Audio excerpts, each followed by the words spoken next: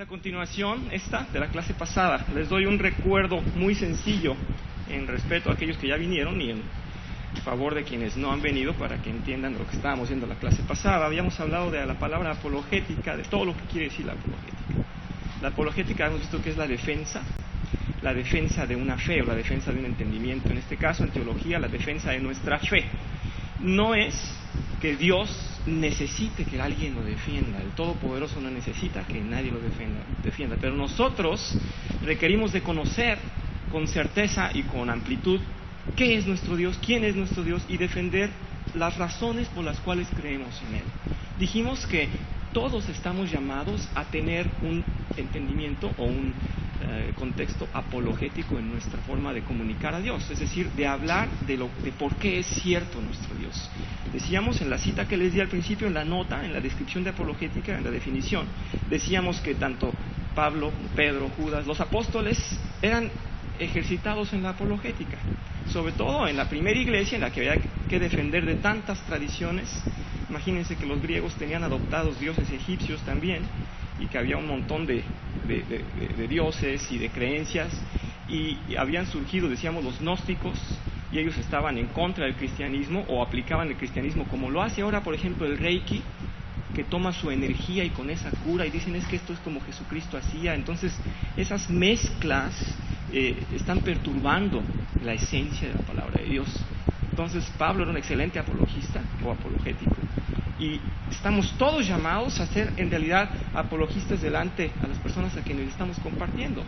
Que sepan que la obra la hace nuestro Dios, que el mundo lo creó nuestro Dios, que tengan un entendimiento tal como la palabra de Dios lo dice que es. Nosotros somos creacionistas, nosotros creemos en la creación, no en una evolución.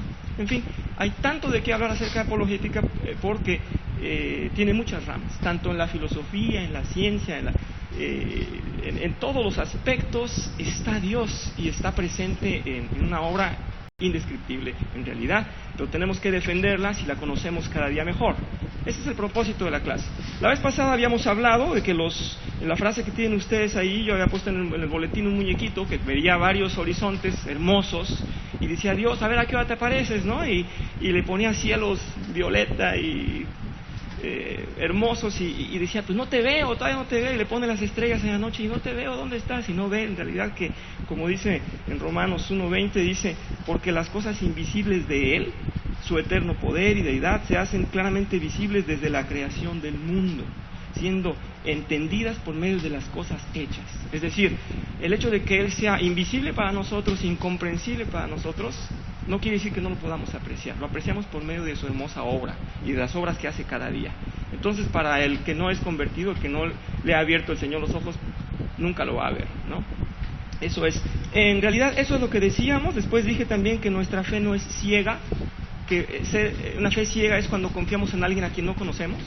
Es lo que yo decía, ¿verdad? Ponía el ejemplo, si alguien me pide prestado dinero y nunca lo he visto, yo no sé si me lo va a pagar porque no sé quién es. Esa es una fe ciega.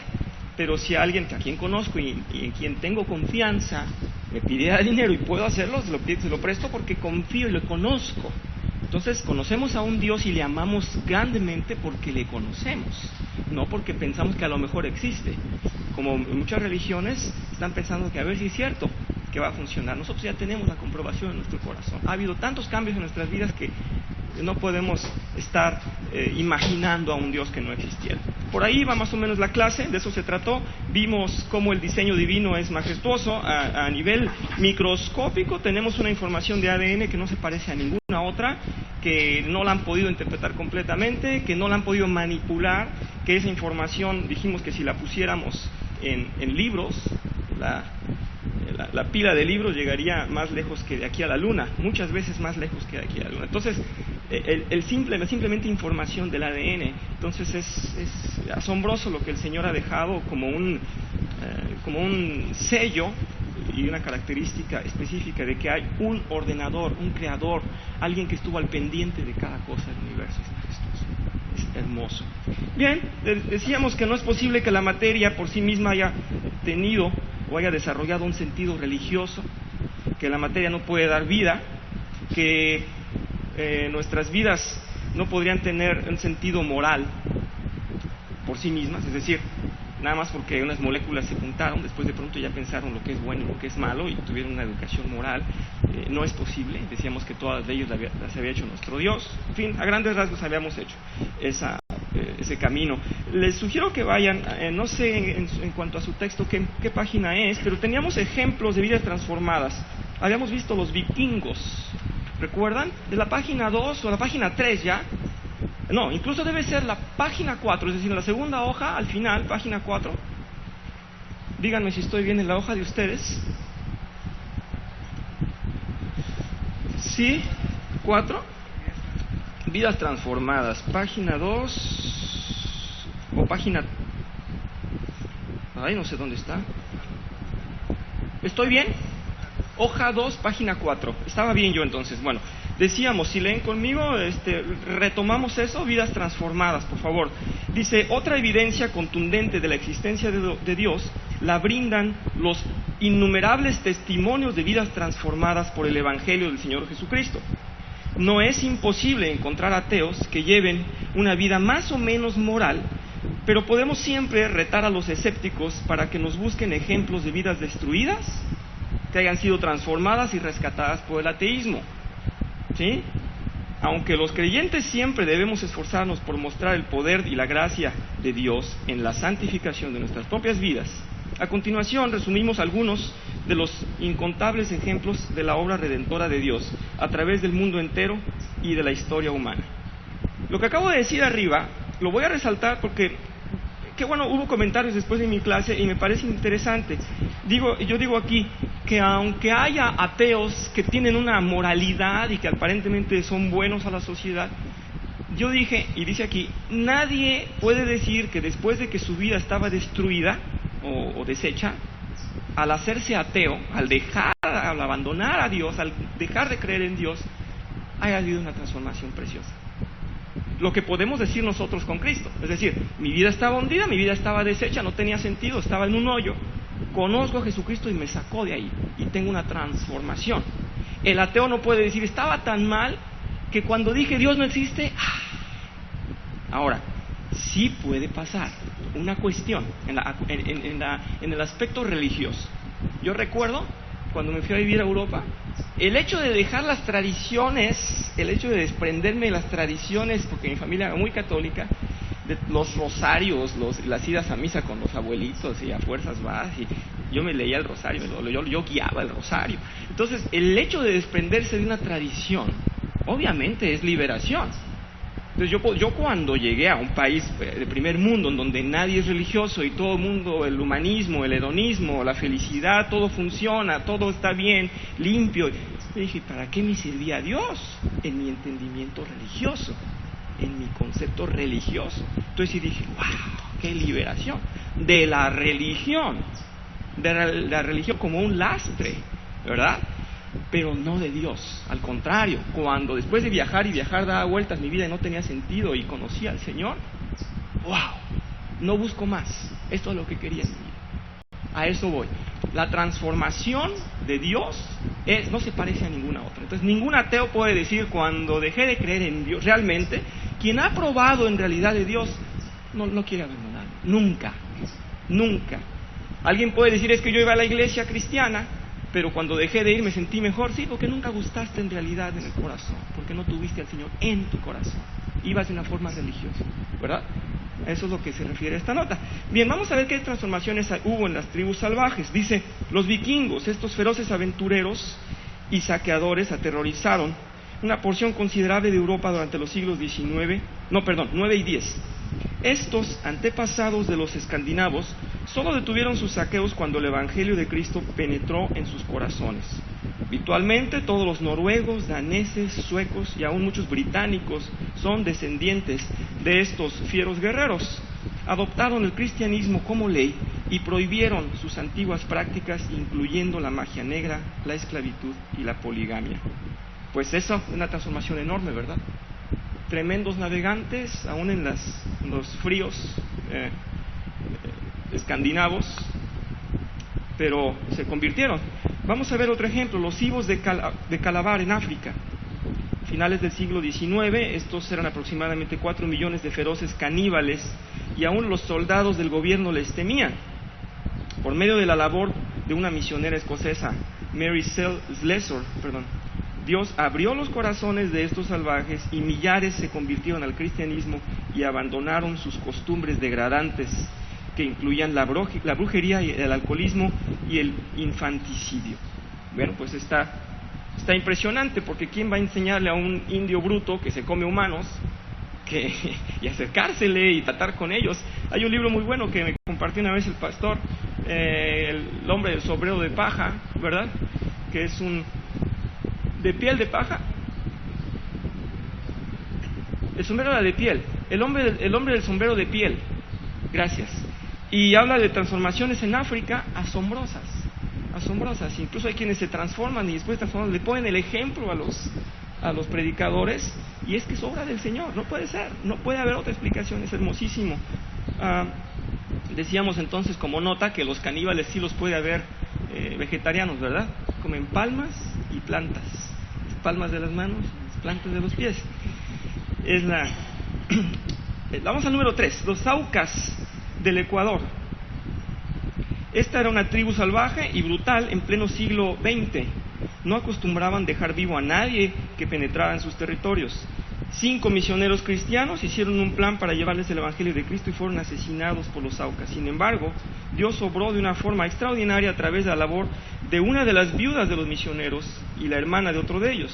La mayor parte de la tribu se convirtió al Señor y algunos incluso llegaron a ser misioneros. ¿Sí? Son ejemplos asombrosos, conocemos nosotros muchos, ¿verdad? Hay muchos. Vamos ahora a individuos, a personas que han marcado la trayectoria del cristianismo y cómo el Señor los convirtió. Dice Agustín de Hipona: vivió una vida hedonista y desenfrenada durante su juventud.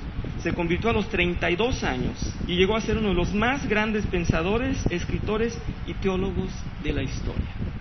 Sí, y qué grande, empezar a los 32 años a estudiar. ¿Y saben qué? En realidad fue uno de los grandes pilares.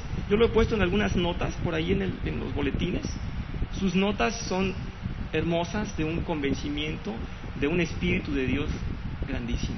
Entonces es impresionante que alguien desenfrenado de pronto se vuelva a Dios y le dé clase a medio mundo, porque durante 1500 años la iglesia los tuvo en conservación, la palabra de Dios para ellos nada más, para los romanos. Y este hombre iluminaba a la iglesia, Agustín de Hipona, ¿no?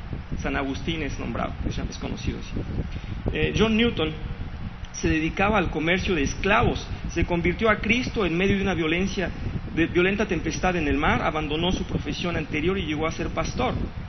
Escribió el famoso himno de Sublime Gracia o Amazing Grace.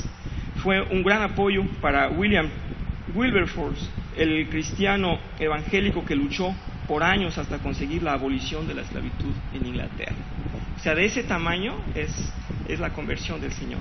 Qué grande, ¿no? El señor intelectual que tanto me gusta, Charles Staples Lewis, dice: creció en una familia nominalmente protestante. Varias experiencias de su temprana vida lo llevaron a ser ateo, o por lo menos cuestionar la existencia de Dios. A través de la influencia de algunos libros y varios amigos cristianos, se convirtió al Señor. Llegó a ser uno de los escritores cristianos más influyentes del siglo XX. Lo respetan mucho los ingleses porque no ha habido muchos argumentos que puedan negársele. Ha sido una brillantez tremenda, ¿verdad? El sargento Jacob de Sasser, capitán, y el capitán Mitsu Fushida. El sargento de Sasser formaba parte del escuadrón de bombarderos de la Segunda Guerra Mundial. Fue capturado por los japoneses y horriblemente torturado. Llegó a acumular un odio inmenso contra sus verdugos a través de una Biblia que llegó a la prisión y que pasó de mano en mano. De Sasser conoció al Señor Jesucristo y esta experiencia cambió su actitud. Al terminar la guerra y después de regresar a su hogar, decidió volver a Japón como misionero, predicando el amor de Cristo. Un día, el testimonio de Jacob de Sasser, impreso en un tratado, tocó el corazón de un japonés desmoralizado llamado Mitsu Fushida. A través de la palabra de Dios, este hombre también se convirtió. Este había sido el oficial que había encabezado el ataque japonés contra Pearl Harbor y llegó a predicar a Cristo tanto en Japón como en Estados Unidos. ¿Sí?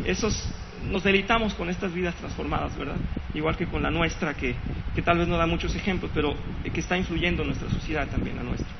Jefe Tariri, de una tribu de cazadores de cabezas de Perú. Este era un hombre terrible que personalmente había matado a muchos indígenas y aún el ejército peruano le temía. A través de dos valientes traductoras de la Biblia, Loretta Anderson y Doris Coss, el mensaje de Cristo llegó hasta este endurecido asesino y el Señor lo salvó. Luego, él mismo fue instrumento para que otros 200 miembros de su tribu se convirtieran también. 200 miembros. Aquí hay pandilleros que están siendo cambiados también. Es un ejemplo hermoso también. Vamos a seguir orando por ellos y a confiar en que el Señor es el que los tiene en sus manos. Bien, el estudio de la apologética es muy, muy amplio. Les comento que en mi clase que doy los miércoles de teología, ya cumplimos un año, estamos un poco más de un año de tener el curso. Vamos a hacer una pausa durante un mes tal vez, porque quiero estudiar exclusivamente el paquete que viene el próximo año. Espero que el Señor nos regale otro año de estudios. Y voy a reunir, tengo 3 métodos de apologética que están enormes, pero están muy fáciles.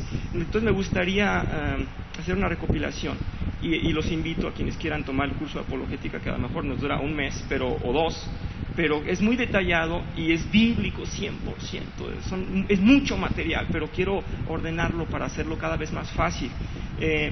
Entonces tengo mucha información en cuanto a la genética, en cuanto a la química, en cuanto a la física, en muchas razones apologéticas, filosófica también. En fin, hay tanta información, pero me gustaría hacerlo en orden. En este caso, esto es un comprimido solamente. Vamos a leer algunas objeciones que la gente puede tener y que tiene en realidad a veces contra el cristianismo o contra nosotros. Y dice aquí: aunque no podemos contestar todas las interrogantes que surgen en torno a la creencia en Dios, proponemos las siguientes ideas para arrojar luz en torno a varias dificultades. El problema del mal y el sufrimiento. ¿Cómo puede haber un Dios omnipotente, omnisciente y lleno de amor si hay tanto mal en el mundo? Esa es una pregunta que nos hacen y no sabemos cómo responder a veces. Aquí nos aconsejan 3 o 4 puntos fuertes. Dice: si Dios no existiera, no tendríamos una base objetiva para definir con certeza lo que es el bien y lo que es el mal. No veríamos, ¿sí? El hecho de conocer el extremo mal y el extremo bien es una referencia para nosotros entender, y entender sobre todo lo que dice en el Evangelio de Juan. Dice que las tinieblas no prevalecieron ante la luz. Es la comparación de oscuridad y de luz. Siempre el Señor pone los extremos para educarnos y para hacerlos visibles a nosotros. El segundo punto: el mal que existe hoy día en el universo es resultado de la rebelión contra Dios. ¿Sí?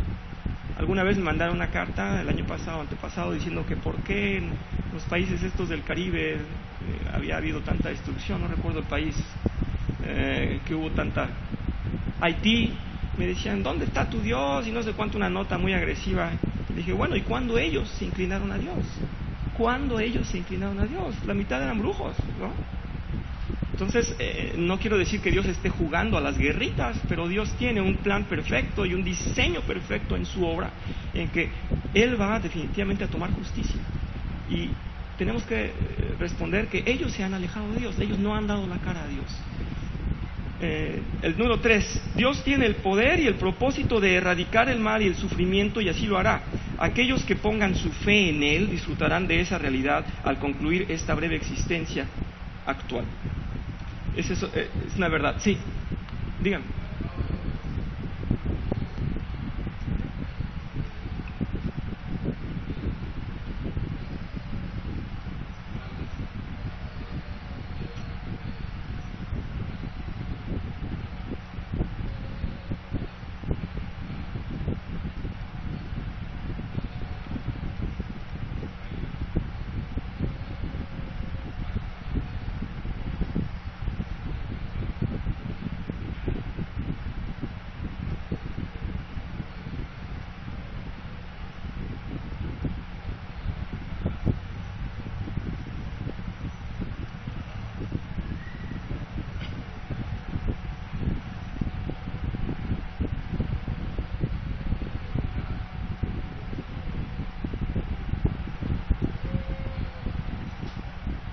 Sí, tuvimos ejemplos similares en México, ¿verdad? Cuando el gran terremoto, vimos que muchas construcciones de gobierno se caían porque no tuvieron buenos cimientos. Es parte de una corrupción, parte de que no estuvo Dios en su gobierno, es cierto.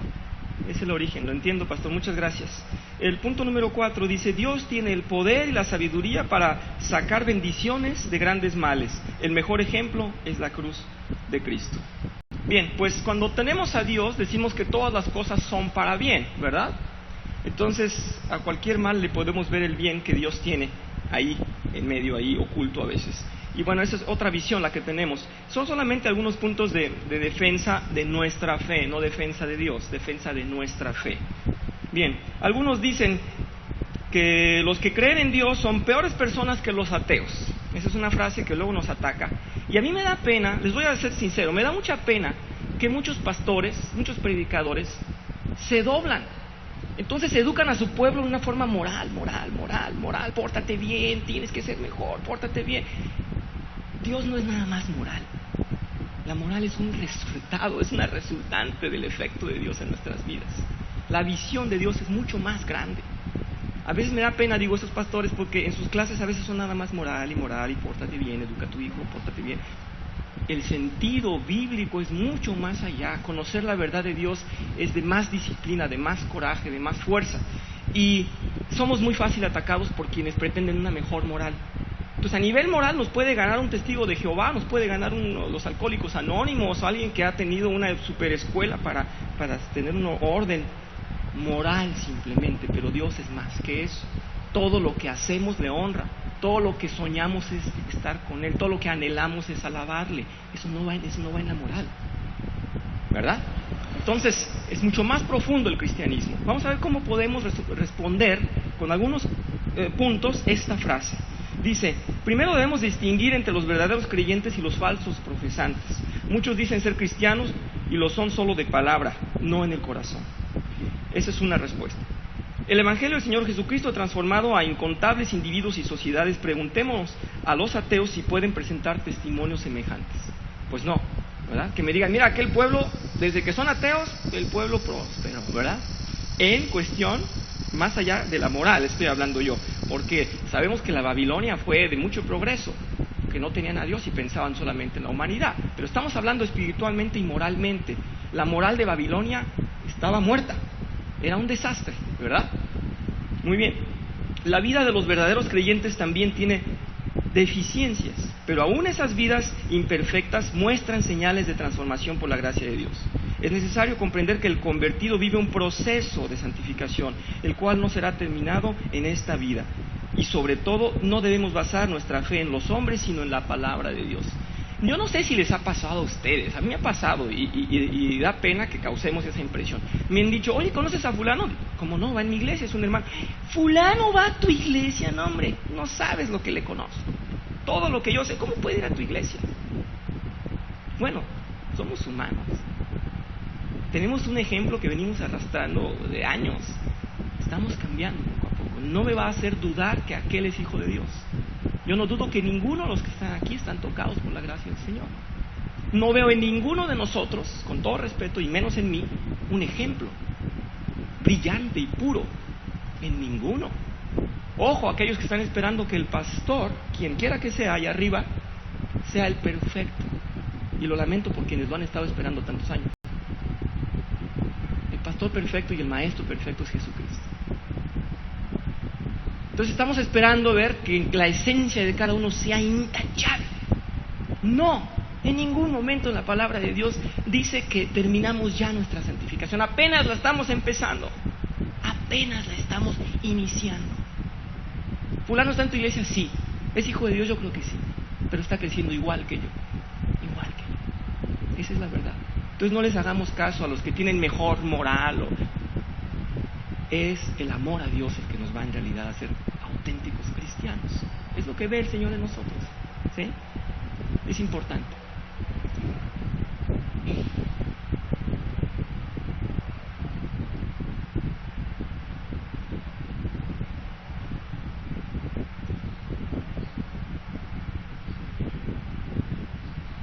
No, en ninguna manera he dicho eso y tienes toda la razón.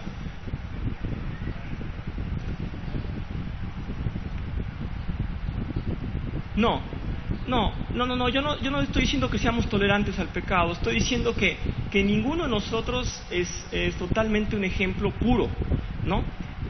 Tienes toda la razón y estoy de acuerdo contigo. Nuestra obligación en cuanto a líderes es de llamar la atención a quienes están a nuestra mano. Definitivamente, tienes toda la razón. Sí, pastor. Adelante.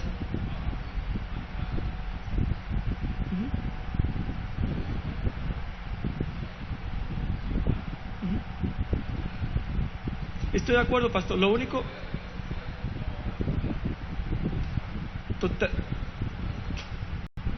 Sí. Bueno, entonces está a favor de mí o no. Ok.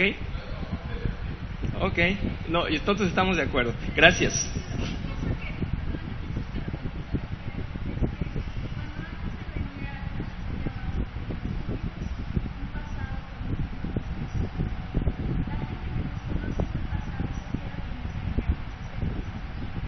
En parte sí.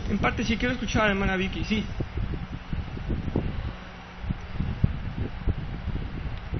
Sí. Ajá.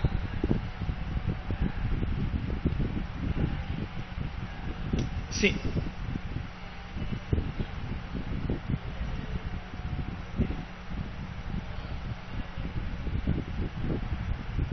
Sí. Yo creo que estoy totalmente de acuerdo. Nadie puede estar en contra. A mí me gustaría que mostraran uno que fue irreprensible. Pero, ok, ese buscar es un cotidiano en el cristiano. Es un día a día viviendo en el Espíritu. Lo que estoy diciendo es que no vamos a encontrar a nadie que sea el ejemplo puro. Fue lo que dije. Intento que revisen mis palabras, por favor, y lo repito. No habrá en este mundo un ejemplo puro. ¿Estamos de acuerdo? Gracias.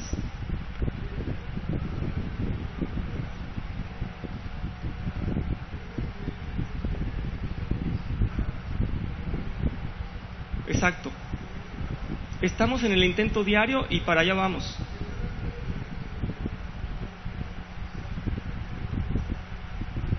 Amén.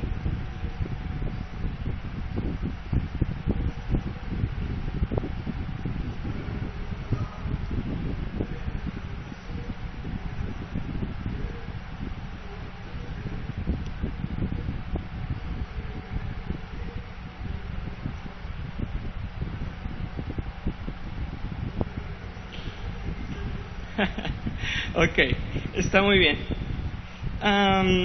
Bien, lo que estaba tratando de luchar es contra el argumento de que la moral existe mejor afuera de la iglesia y no en nosotros, ¿sí? Que no nos toquen el punto de que porque alguien tiene un pequeño error ya no es hijo de Dios. Eso es lo que globalmente quiero decir. Espero que quede claro. Bien, el 4 dice... Oh, sí, perdón. A ver, adelante, pastor.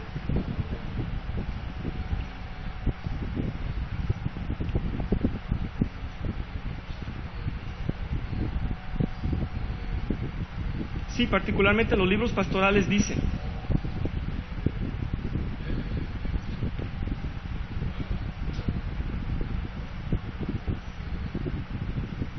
Tiene usted razón. Justamente los libros pastorales que estaba mencionando Vicky en el estudio de esos libros pastorales, Tito, Timoteo, están hablando de que cuidemos un chisme, una acusación ante uno de nuestros líderes, que no la dejemos ni siquiera pasar, que la filtremos y que revisemos primero antes de entenderla como cierta. Lo dice muy claramente. Vamos adelante, por favor, y muchas gracias. Aún las naciones supuestamente avanzadas de hoy día están abrazando el escepticismo. Han tenido una fuerte influencia del cristianismo en su historia, pero se han envanecido.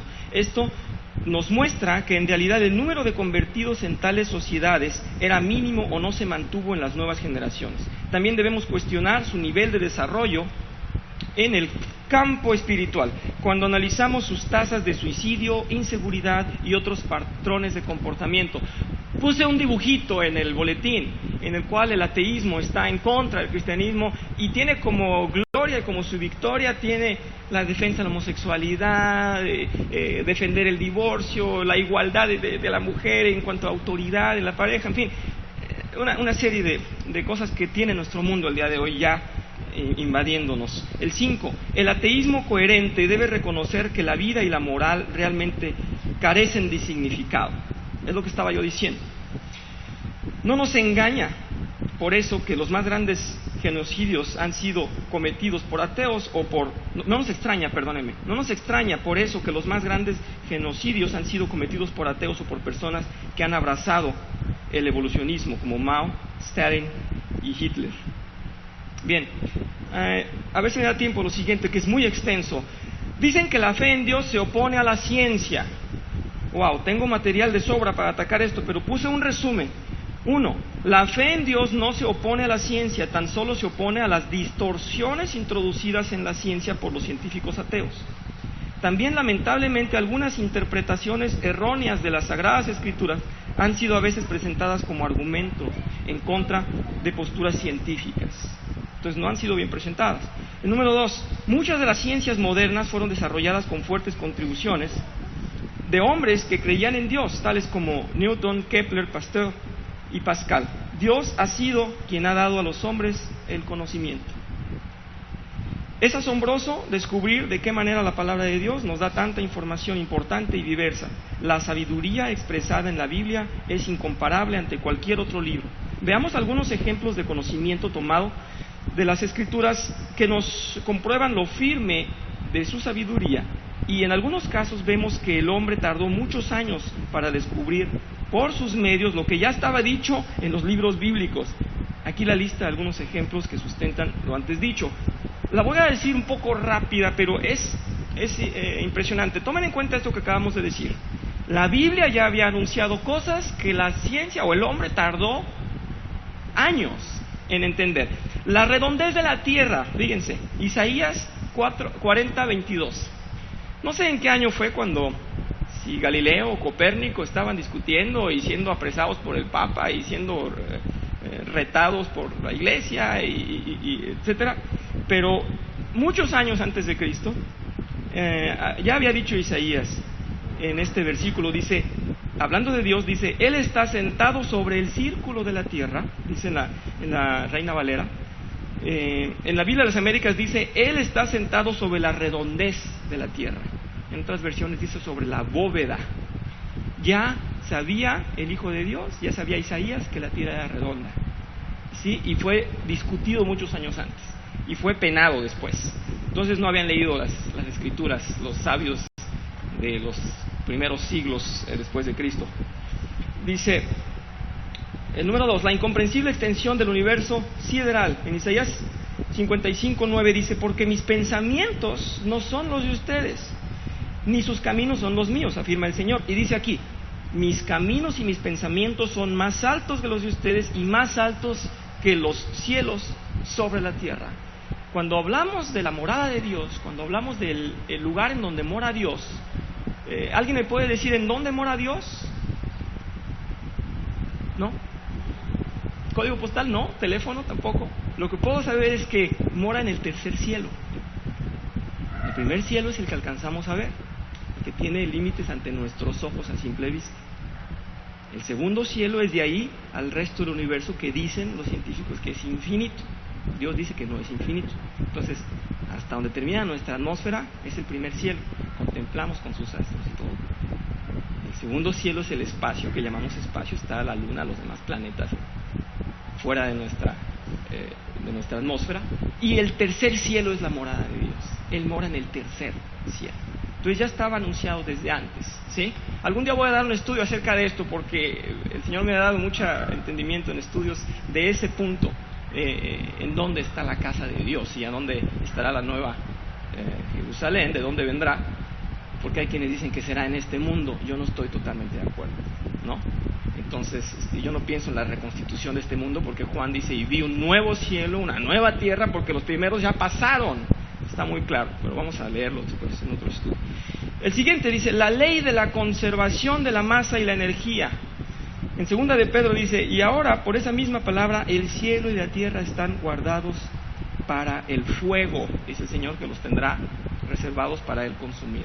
Entonces, la ley de la conservación de la masa y la energía fue estudiada mucho después, pero ya estaba dictada. Es interesante, y hay muchos puntos de sustento, no solamente esto, pero estoy mostrando algunos. La primordial importancia de la sangre en el proceso vital. En Levítico 17:11 dice, porque la vida de toda criatura está en la sangre. No tomemos de aquí, como los testigos de Jehová, que por eso no quieren transfusión de sangre, porque piensan que están dando vida y que no tienen derecho a dar vida. No es el sentido bíblico para nada. Y bueno, espero que no se dejen llevar por esa, porque hay mucha gente que ha muerto porque no le han hecho transfusión de sangre, porque consideran que sería dar vida y ponerse en el lugar de Dios. Entonces no vayamos allá.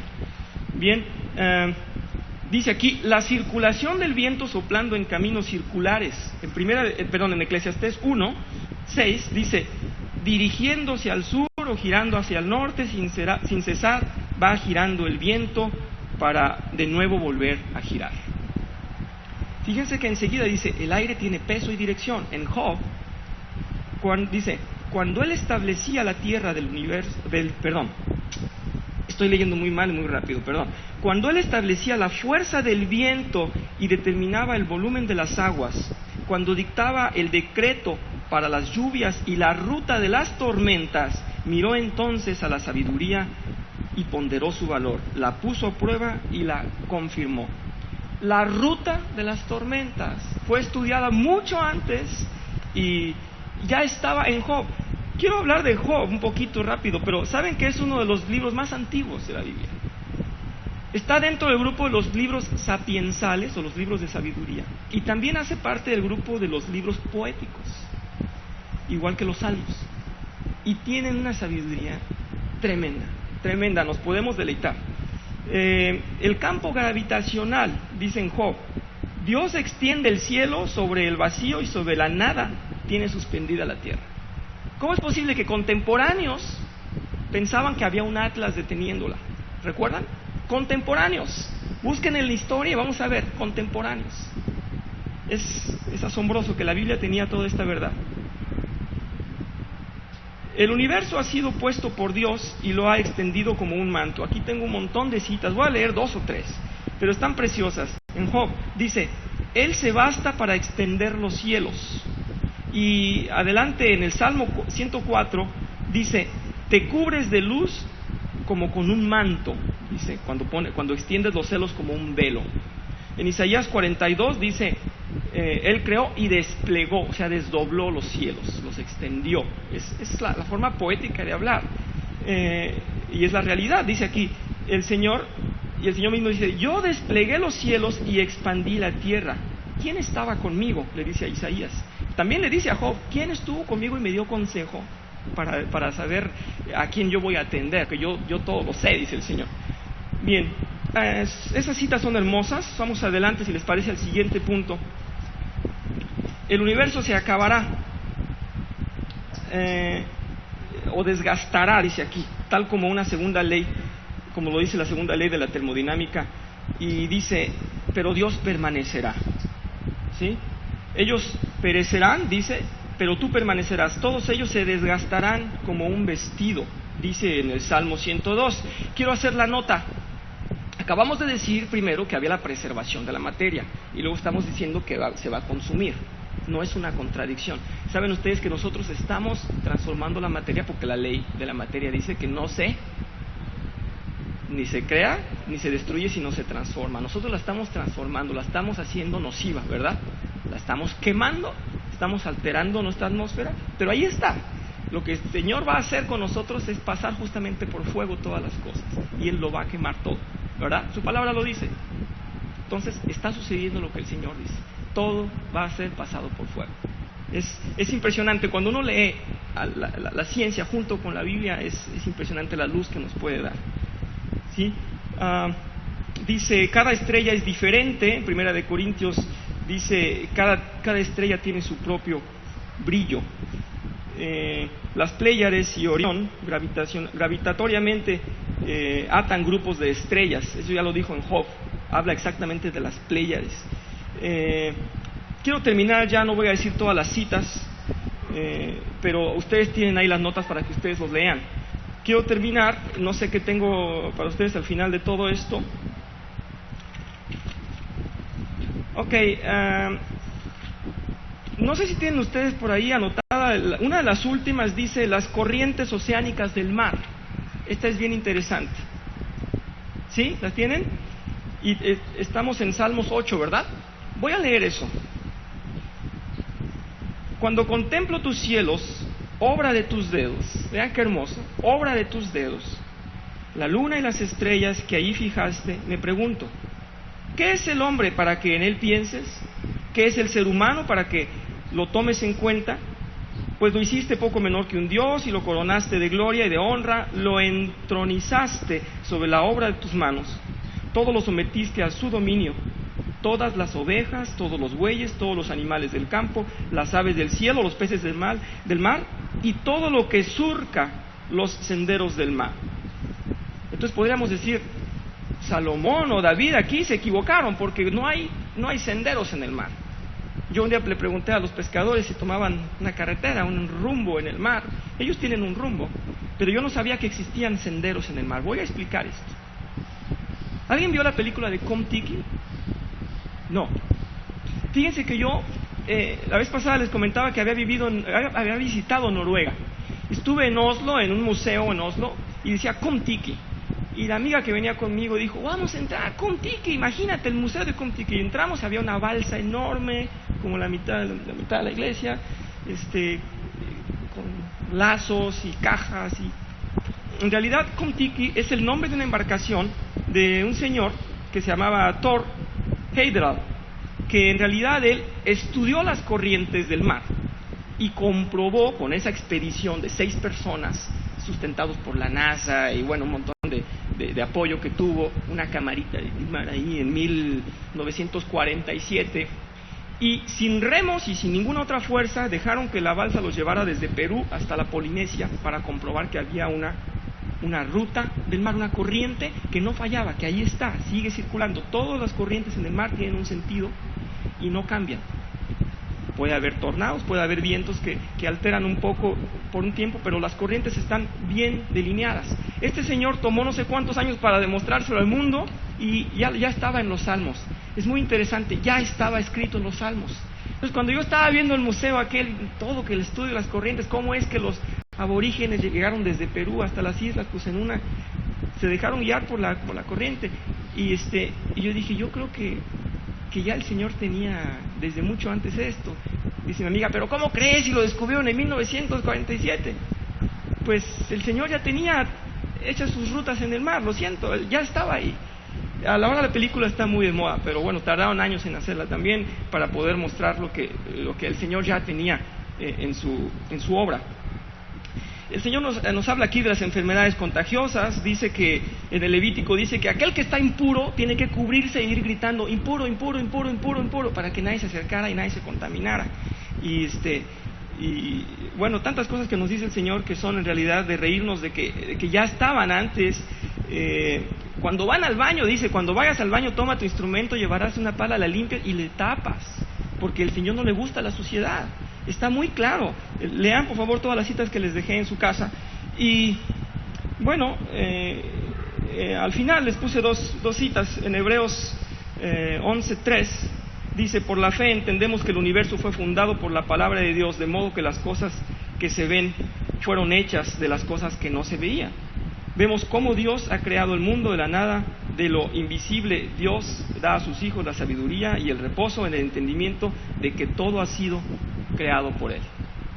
Bien, pues tengo tanta información, les digo, me da pena dar muy poquito, me desespero, quisiera darles mucho, pero serán bienvenidos a mi clase de apologética cuando quieran pasarse un mes estudiando conmigo. Con mucho gusto, tengo mucho material y me estaban pidiendo la datación de las piedras, que es imprecisa. Se las digo muy rápido, la datación del carbono 14 no llega a más de 9,000 años y es no muy confiable. Entonces, ¿de dónde sacan millones y millones? Es muy fácil decir, fue tanto tiempo que ya ni ustedes ni saben, pero hay mucho sustento y mucho de qué hablar. También en los apologistas tenemos a libros como Josh McDowell, como Ravi Zacharias, que tienen muchos libros hermosos, y bueno, hay mucho que compartir dentro de la apologética. Les doy las gracias, espero que les sirva de estudio, de apoyo, y también aparecen los comentarios post clase, con mucho gusto. ¿Sí? Gracias, que el Señor los bendiga. Vamos a cerrar en oración, si les parece.